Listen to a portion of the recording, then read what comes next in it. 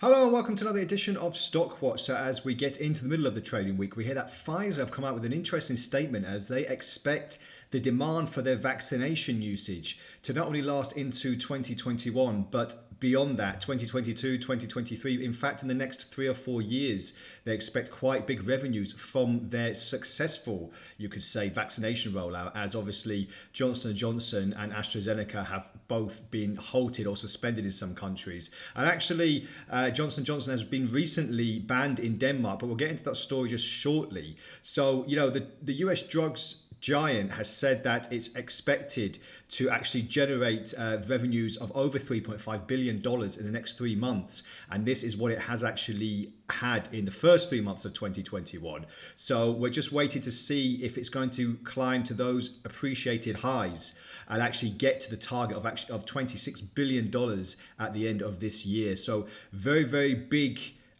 forecasts for Pfizer.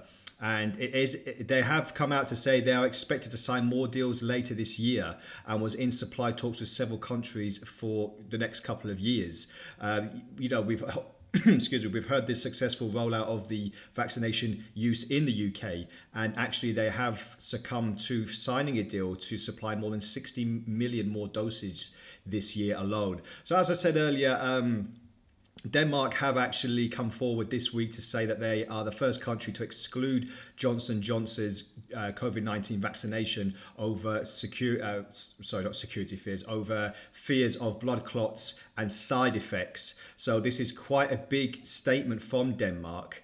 Their health authority has said in the statement that it found the benefits of using the vaccination do not outweigh the risks and causing possible side effects. So it's quite interesting because they have kept on going with AstraZeneca and other, not Denmark, but other countries that suspended it, such as France and Italy, and they've said that the benefits do outweigh the risks in that sense. But Denmark have come forward to say that this is the opposite thing. So you have to wonder what's next for Johnson & Johnson if they will actually get more countries banning their product. We'll have to wait and see. So just a quick look on the charts. Haven't looked on Pfizer for a while. So we just saw this big accentuation from March going to the upside.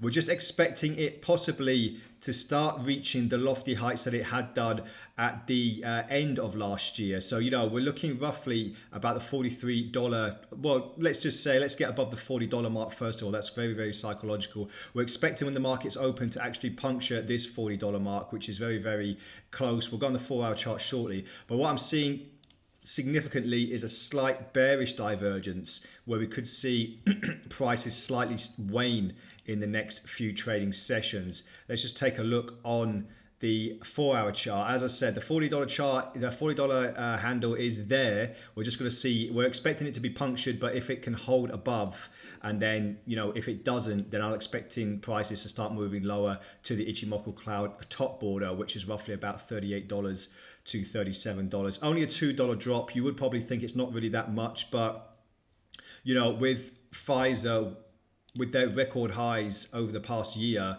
it got up to $43. So you have to think that even though it's only a $2 drop, there is a significant surge to the downside if prices do start waning and obviously do start getting to the point where we have to really start worrying about if there's going to be any more significant downside to Pfizer itself.